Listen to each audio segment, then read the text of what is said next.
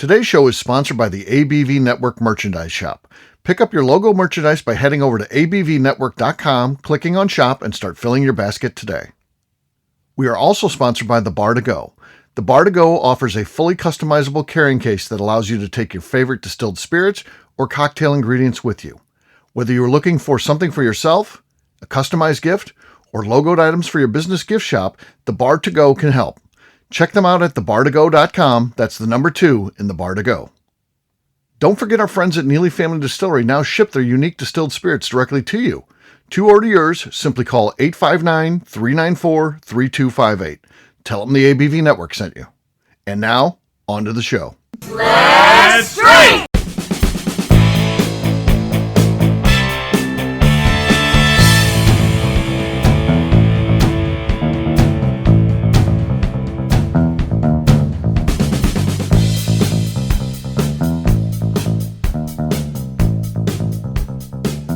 Welcome to the Bourbon Daily, the podcast about everything bourbon delivered to you every day of the week.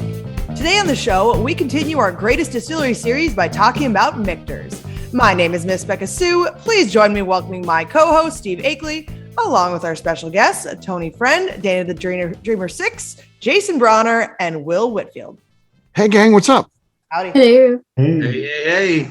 Hey, so we're going to have a fun show today. We're going to be talking about Michters and what's all the things that we love about it. It's part of our greatest distillery series where we focus on all the good things about a particular distillery, and Michters should be a good one. Plenty of there to talk about. So we'll get to that in just a little bit. For right now, though, Miss Beka Sue said there's something she wanted to talk about. What is that, Becca? So prior to this show, we were talking to Jason about a prior job he had. And apparently in another life, Jason Bronner was going to be a hot tub baron. Owning all the hot tub stores in Kentucky, probably, and around the tri-state area. So that's what Jason's prior life could have been, is being the hot tub baron of the South. And I want to know if anyone else has something where they had worked in a job and you knew that you were probably not going to do that forever, but you could have done it forever. And so what's your job that you may have ended up being instead of what you are now?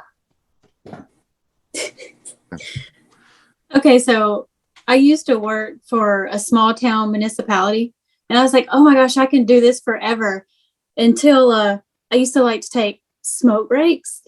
And then so the police department was in the same building, and then the drug dog came in and sat on me. And I was like, yeah, no, this ain't for me no more. I can't do this. But otherwise, I mean, I feel like maybe local government work would have been totally fine, because those people are lazy. Oh, you're bringing up mine, Dana. You hit on exactly what I was going to say, because I always worked at a grocery store. So that was my first job, and I kept it all the way through high school, college, a little bit after college. But I also took on a second job when I was going to college, because I wanted money so I could have fun and things like that when I'm hanging out with my college buddies. And I went to work for the county government, and my title was weed inspector, which sounds like it's affiliated with marijuana. It was not. It was people who didn't cut their grass. So I would go out, and if it was over 1 foot tall, I would send them a citation, and a warning, and then supposedly send them a citation. As Dana mentions, those government employees, because we had a little team of part-time people that did that, but then you had the full-time government people who basically worked no harder than we did. It was amazing. Because we were tied in through the health department, so you deal with the people that go to restaurants and stuff like that. And as Dana mentions, they were so lazy. And matter of fact, I came into this job like I do with everything. I wanted to be a go-getter. I was in there like, hey, slow down. You do not do over 8 of these calls a day. That's it. And I'm like, well, what do I do? They're like, we don't care what you do. You do 8 of these a day. I could do probably 30 of them a day, go out and view them. And they're like, 8 a day, man. And I'm like, I can do more than that. They're like, nope, 8 a day. And I'm like, well, and they're like, go take a nap, whatever you want to do. We don't care. Leave us alone. 8 a day is what you, so yeah. The government, local county government is just great. Great. How about you, Will? Was there ever anything that you thought you might do ultimately that you did not, though?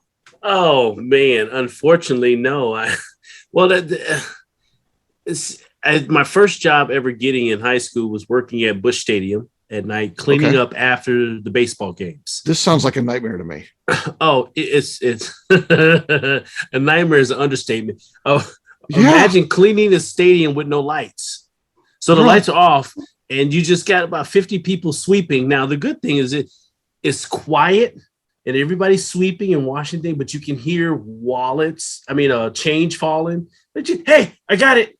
You would find amazing things at the I'm stadium. sure. Yeah, because people are drunk in there. Yeah. It's very So comfortable. I never really had any desire to pursue that career. But as long as I can remember, I've always done plumbing. I mean, even out of high school. So I was working with my instructor, who was in high school at my, sophomore year. I've been doing plumbing from there, and 26 years later, I'm still doing plumbing. Wow. Figure that out. Yeah, there you go. Tony, how about you? Was there ever something that you were possibly doing that you're like, I don't know if this could be a career or not? Yeah, so my very first job was retail sales at Sears in the electronics department, which I very much hated selling stuff, but I loved working with electronics. I'm kind of a tech nerd or a geek or whatever you want to call it. Was very into all the technology and HDMI and HD TVs at that time. This was back in 2005, 2006. So before they had flat screen TVs, we had these big, giant, huge TVs that we'd sell for like $5,000 for like a 40-inch TV. It was crazy. Yeah. Well, Jason, between the breaks, we heard all about your gonna be a hot tub salesman, Right. and you started your career very young. So you bought your first restaurant when you were really a young guy. But was there ever anything else besides restaurant business and hot tub sales that you thought maybe this might be something I could do? Well, there were two things. Okay. I was going to. I actually ran for city council. I did not know this. So a politician is probably not meant for me because there's more skeletons in my closet than. I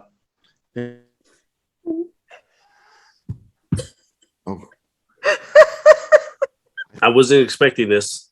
No, he cut out. Got 'em. Okay, Beka, we'll go back to you, and then maybe we'll find out. This is like a TBD continued with Jason. So, And we're actually applied for a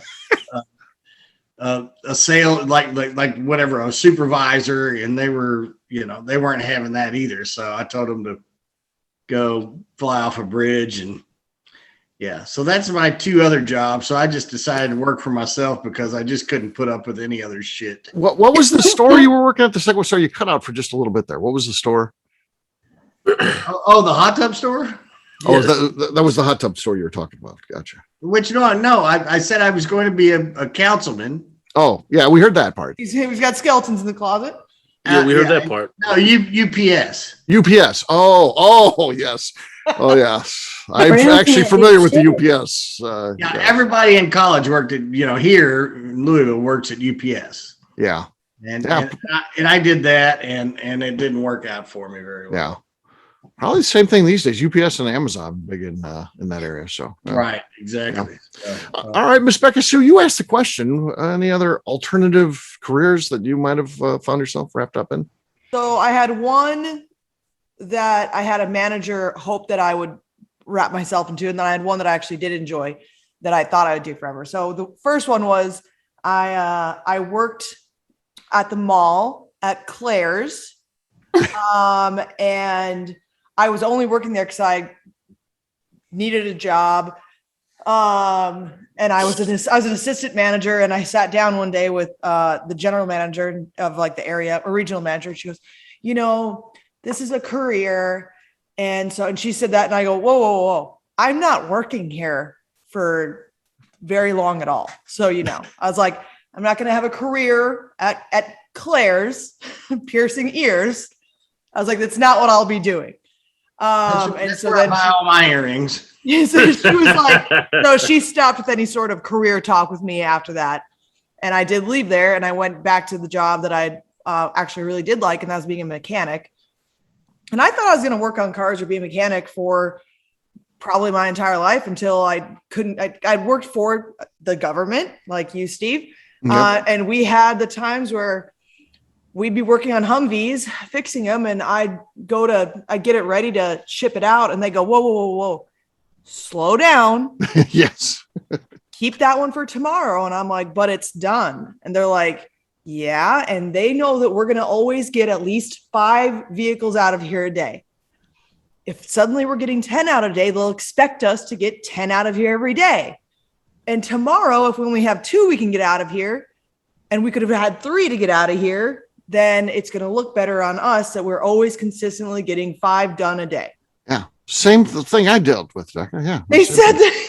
Yeah. Government employees, man. Yeah, government employees. It's so great. Yeah. He literally said that. And I was just like, I understood it, but I was like, okay. I mean, it just seems like we should just get as many things back into rotation as possible, but okay. And then another thing I learned there was the best way to not have to do something is to never learn how to do it, because then no one will ask you to do it. So one of the guys, I said, hey, can you show me how to charge the AC on this? And he's like, oh, I don't know how to do that. And I'm like, you've been here 20 years. And he's like, yeah, it just doesn't look fun. So I just decided to never learn it. So I never get asked to do it. Huh. And I was like, genius, but incredibly fucking lazy of you. Oh yeah. That's government work. I'm telling you, it's amazing. And it's not one city versus others. I think this is unilateral. This is up in North Dakota. Yeah. So it's just the same across the board. All everywhere. Yeah. It's just like the worst business in any city is always the DMV. That's going to be just across the board. It's, government. There's never one person who's like, I'm excited I get to go to the DMV today. No way. That's the worst. You're having a bad day when you got to go to the Yeah, those people answer the phone and you can tell they hate their job. Oh my gosh. Yeah. So there you go. All right. Well, it is time to drink. What is everyone drinking? We're going to start with Jason. Jason, what do you got there? Well, since we're doing Michter's, I have Michter's American whiskey. Okay. Yep. And, we did this cork pop here. Okay. If it's the same bottle you had last time, that was actually better this time. So It was better. Yeah, you got the lead. Will, you're next. What do you got? I stumbled on this unique one. I have never heard of it, never even tried it. It's a Copper Tongue, an Orphan Barrel. Oh, wow. They had it out and I grabbed it. I have never tried it. This is all live. I've just not opened it. So we're going to see how this goes. Brand new bottle. Here we go. Oh, there's the lead. I personally think that's one of the coolest labels out there. Is it pretty cool? This is the first time I saw it. I did some research it while I was actually in the store, and I'm like, oh crap, I better grab 2 of these bottles. So I grabbed 2, gave one to a buddy for an anniversary gift, and I kept one. And I dug it out of my boxes because I'm moving, Steve. You know this. I'm moving. Oh, yeah. So I had to go find this because of the show. I'm like, oh, I better crack this open. There you go. Climbing the column still on it. Yep. It's really cool. It's a really cool. Hey, Will, why don't you nose that for us and tell us what it smells like? It's gonna be good. He's nosing it right now, checking it. It's unique. It's different. Immediately got this really, really sweet nose to this. It's like this vanilla. It's got a nice. I got to figure out what's going on with this thing. It's a brand new one. Hey, I'll give a report. Let me nose this a couple times. Let you go this, and I'll give a report after. Okay, we'll check back in. All right, Becca, what do you got? I'm gonna drink. I've got some of the Babel Hillbillies, Don and Teresa. Their Huckleberry Moonshine here. Oh, nice. It's absolutely this stuff. It is absolutely delicious. Donnie's done a pretty good job on this stuff. Okay. But not that good of a cork pop. Yeah, not enough to take over Will there. He's still got the lead. I'll go next. I've got Heaven Hill, the Bottle and Bond, the one after they've redone this thing. So here we go. About all in line with Becca there. Not enough to take over what Will did. So Tony, what do you got? Since we're doing Michter's, I got some Michter's Barrel Strength Toasted Barrel Rye from 2017. Nice. See here. Oh, not enough. Enough. All right, Dana, you're the last one. All right. So I just have like a third cousin, like Angel's Envy here, very well loved. So Okay. No, not enough. Will takes it. So Will, have you won a cork pop before, Will? Never. Oh, there you go. First one. Congratulations. Thank Cheers. you. Cheers. No, I guess I got to go find these exclusive ones to get a cork pop with. Oh yeah. Yeah. This will be a new thing. We've had many people where they get into this, just spend a ton of money to win the cork pop. So you'll be the next in line. Becca, to give you a quick report on this, it's really got a nice oak to it. Not a very strong char smell to this at all. Nice vanilla, really balanced. It's not overpowering, super smooth. The first taste I get out of it is a caramel. I was smelling vanilla, but it could be just me being off. But it's like a nice caramel, good color to it. It's really a deep auburn to it, but it's really good if you can land it on my first taste on it. So What's the proof on it? 89.8. 89.8. Oh, okay. Oh, all right. All right. Well, again, congrats to Will. Cheers, gang. Cheers. Cheers. All right. We'll take a quick break. And then when we come back, we're going to be talking about Michters. We'll do that in just a few.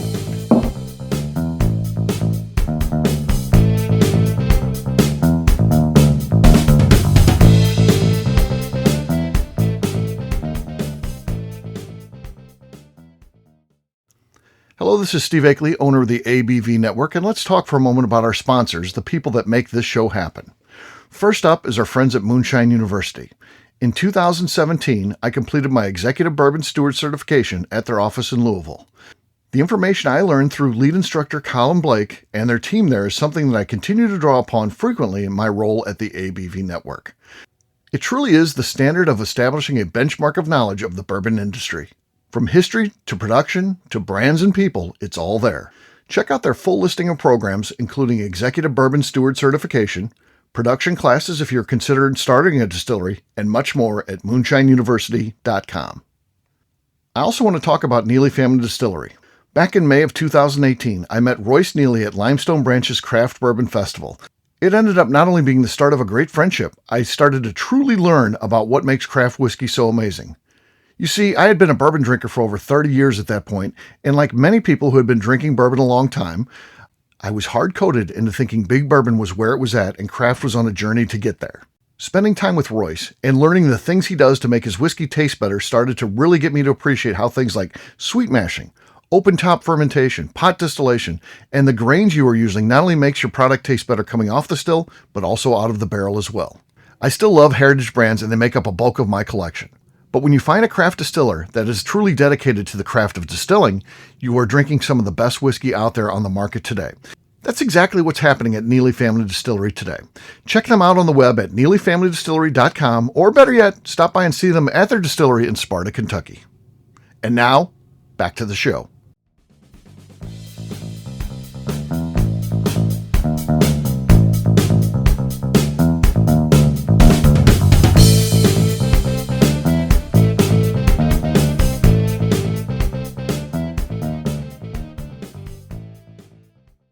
Saying Bourbon Daily? Yeah.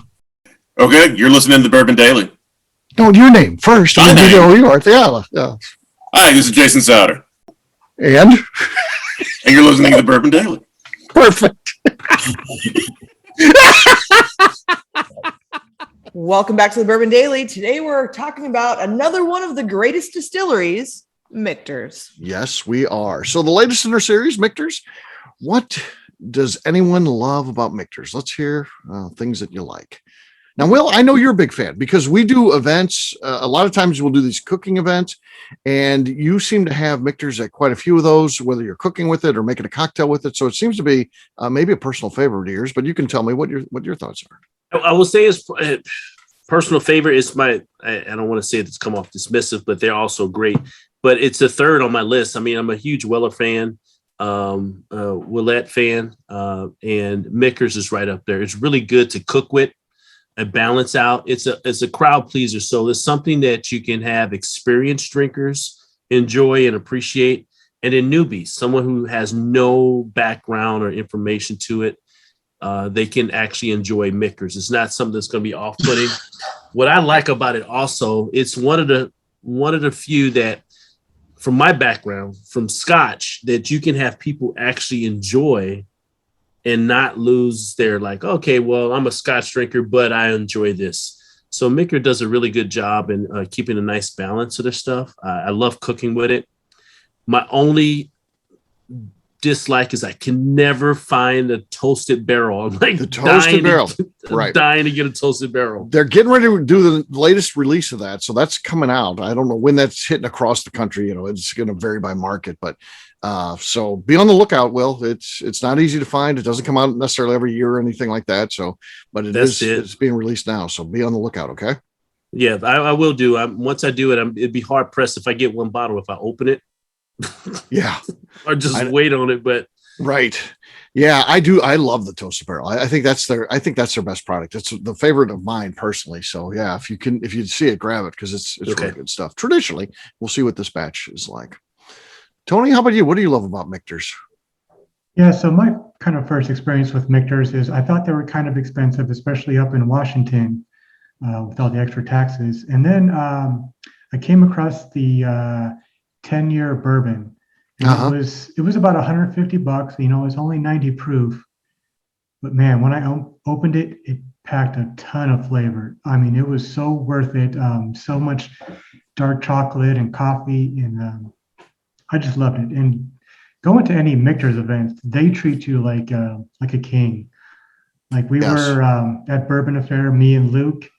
They had an open bar at Bourbon Affair. They had the 10-year bourbon, they had the 10-year rye, toasted barrel.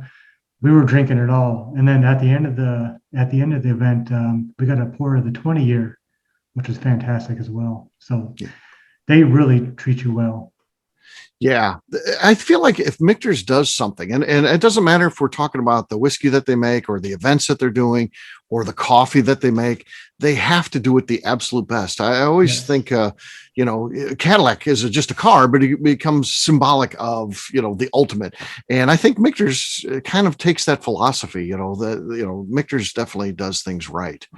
Beka, correct me if I'm wrong, when you did the Bourbon Talk Show, were you on there with Dan McKee? Michter's master distiller? I was. He's a great guy, isn't he? Gosh darn, he's nice. He's great. And if we're talking about Michter's distillers, there's another one that stands out, Dick Stoll. Sure. That's probably one of the greatest things about Michter's distillery. But he is up in Pennsylvania. The history and obviously you hear about Dick Stoll all the time. He served as a mentor to your husband the last year of Dick Stoll's life, year plus. We went up there and saw him, and I know that Roy still talks about Dick Stoll and all he learned from him. So that, and then Dan McKee. Dan was so nice. Yeah. Also, when we talk history, I was looking up some stuff about Michter's, and apparently George Washington. So the Pennsylvania distillery. George Washington would booze up his troops with the liquor that came from the distillery up there. Yes. So, I think there was even an incident one time when the troops, again, they're marched around, they're going, and I think, and it may be wrong, and maybe I'm remembering it wrong, or maybe it's not legit, but I think they stopped in there one time to get replenish their liquor supply, and they're fighting the war, they're fighting the British, and they need to get the alcohol, so they stop in at Michter's and get it. I don't know whether that's true or not, but I'd love to think that it is. It's pretty wild. Yeah, so there's a ton of cool history behind Michter's, and the alcohol itself is also delicious. One of the first, or actually the first top shelf bourbon I had was Michter's. I don't remember which year it was, but it was something that was very expensive. And so it was the first expensive one that I had ever gotten to try before. Yeah. So, it's, they got a cool history, and all the stuff with the Dick Stoll, I think is really awesome because I've got to hear a lot about it. And then talking to Dan, it's a cool brand. Yep. Jason, how about you, man? You know a lot of people in the industry. You have your opinions on different brands of whiskey. What are your thoughts on Michter's? Just love it overall. Willie Pratt, God rest his soul, sure, passed away not too long ago. was their kind of master distiller at some point, and Yeah, when they opened in Louisville, he was Yeah. he was the guy that helped Right. bring it down to and Kentucky. No Andrea, and I think Joe Magliocco is probably one of the he's just what a great guy. Just He is. Wow. he is one of the good ambassadors of whiskey, and had me to New York, and wow, what a time. We had a dinner. I've been in the restaurant business for a long time, and had dinner with Joe at a place called Sistina's in New York, and it had to be 10 courses and wine, and we had booze and everything, and it was, when I left there, I felt like I owned a McDonald's. Right. It was just one of the best dinners I've ever had. Joe's a great master and he's great for the industry, for the bourbon industry. I agree. Yeah. And big names. You're talking about a company, the current iteration of Michter's, obviously there's a huge long history going back to what Beka was talking about in Pennsylvania, but in Louisville, but Willie Pratt, part of that legacy, Pamela Heileman, and now Dan McKee, and of course, Joe Magliocco himself. That's pretty cool. What's going on at Michter's for sure. Yeah. I mean, just really do it top notch, and with the Fort Nelson building and all of that. I mean, the whole thing is just great. Yeah. They've got that product, that Michter's Celebration, that is $5,000 a bottle. And, is any bourbon worth $5,000 a bottle? I don't know. It's certainly not anything that I'm going to be able to go out and buy. But, we interviewed Joe Magliocco for a show, and I did it remotely. I was on Zoom. So I was like you guys. Of course, Jeremy Schell, smarter than me, goes to the distillery itself. And he's live on site with Joe. I'm interviewing him via Zoom. And Joe, of course, couldn't be a nicer guy, does everything first class. And of course, after the interview ended, I said goodbye and I signed off. Well, Joe had said, hey, while you're here, let's have lunch. So he caters in this great lunch. And then they break out a bottle of Michter's Celebration afterwards to drink. So Shell did okay on that one. But I mean, that just shows you how Joe is everything, like going back to Tony's comment, everything's first class. Just having a podcast guy in, and they're cracking a bottle of Michter's Celebration. Unbelievable. The first female master distiller, Pam, wasn't she with Michter's? Yeah, first active one, first one to come out with anything. I mean, Marianne Barnes was the first one that was named, but Pam was the one who was coming out with things, doing those products. So Pamela Heileman is she's a legend, because she had a long career at Beam before that. Pam will end up in the Kentucky Bourbon Hall of Fame at some point. Yeah. Hopefully sooner than later, with her now retired. My husband brought that one up for me. Yeah, she's awesome. Jason, were you getting ready to say something there? Sorry, I talked over you. No, that's fine. Great people, and I think that carries through to the brand. Mm-hmm. I mean, the people behind the brand, and obviously we've got Royce and Beka over there. That it's the people behind the brands that really, to me, are just what make the whole thing go. It's that cool. Yes, I agree. Dana, you don't have the big collection like many of us on these shows, but that's part of your allure, that you're just a normal bourbon fan, and that's why we love having you on. Have you ever tried Michter's or not? Yeah, honestly, of all things, one of the first bottles I could find was the Michter's Rye. Okay. And, I'm not a huge fan of ryes, but I loved it. Out of all the ryes I've tried, I circled back to it several times, and I don't know why, but to me, their label is so simply elegant, and I just think that's what drew me to it in the beginning. Before I even found the Bourbon Daily, I had bought a bottle of Michter's, and I was like, okay, this is pretty good. And then the next time, after being part of the network for a little bit, I found some rye, and like I said, I don't like rye, but their rye is really, really good. Yeah, they definitely do some good things there. Big fans of them. When we're mentioning people, Andrea Wilson, Jason touched on her briefly, but she's their master blender there. Also a person that's huge in the industry. Really, you talk about maturation and things like that. She's up there, maybe the most knowledgeable. If not, she's in the discussion for most knowledgeable person in that arena, and she's just really awesome. So they have an incredible team there. So there you go. There's just a little bit about Michter's. Great company. Check out their stuff if you haven't done so already. We certainly encourage you to do so. They are definitely one of the greatest distillers out there today. Dana the Dreamer 6, we're going to kick this thing off as we always do by talking about where people can find us, and we're starting with you. You can find me as Dana the Dreamer 6 on both Instagram and Twitter. All right, Will. You can find me on Facebook and also Instagram at SlowMoQ, SLO_MO_QUE. All right, Tony. You can find me on Instagram at Glass of Whiskey 86. All right, Jason. I am Bourbon Redneck on what is the Instagram? I don't even know what I'm doing. Instagram. Yes, Instagram. Instagram, and then Bourbons and the Buzzard Rooster on all the media platforms. Yeah, that's not bad. Yeah, Jason, let's not forget he had 20 samples today. He's Doing great. Yeah. All right. I'm struggling here.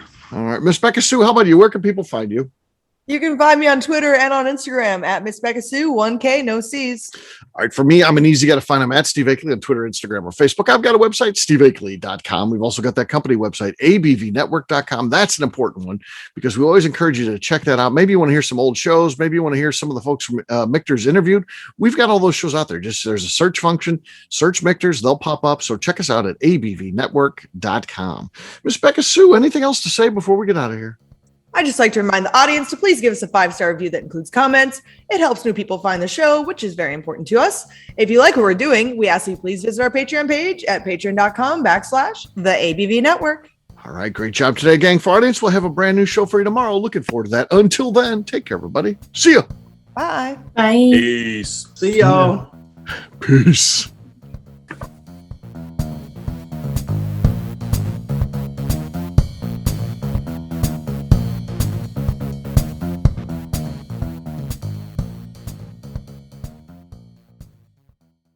Before we finish the show, let's chat for a moment about Moonshine Still Pro. Moonshine Still Pro has a full line of products to help the home distiller.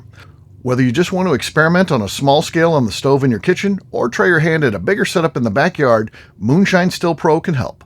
They have different still offerings as well as accessories and even grains from Goldstone Mill to help you make whiskey on par with what you get from your favorite distillery.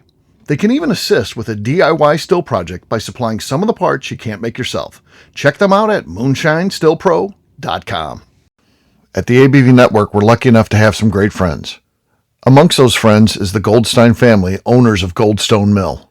Goldstone Mill is a full-service mill offering a variety of heritage and heirloom grains.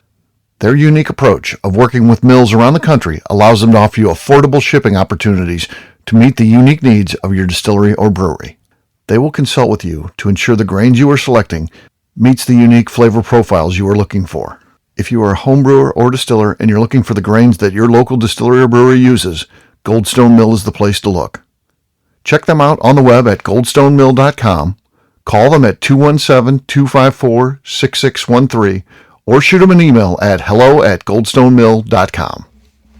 The Bourbon Daily is part of the ABV Network. For more information or to become a sponsor, please visit abvnetwork.com. Thanks for listening and cheers. This has been a Steve Akeley production.